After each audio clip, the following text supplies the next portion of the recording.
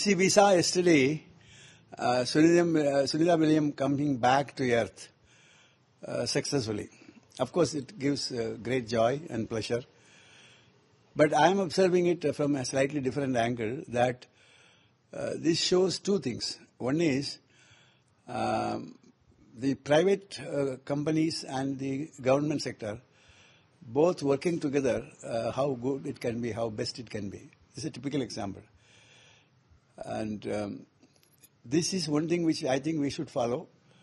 Of course, we are now in the process of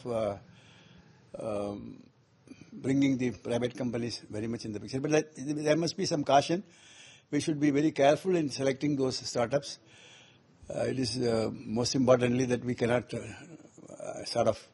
unless we are careful, we will be in problem. The second thing which we learned from this experience is international collaboration.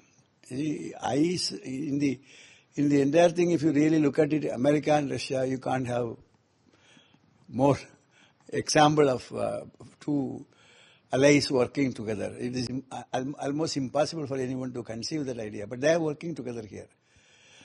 And one interesting thing is Soyuz is actually helping the astronauts to go into the space station.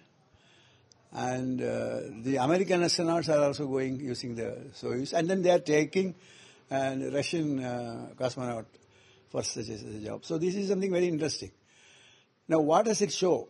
When it comes to gaining win-win situation, even I'm not using the word consciously, but even the people who do not have the same outlook, they also join together.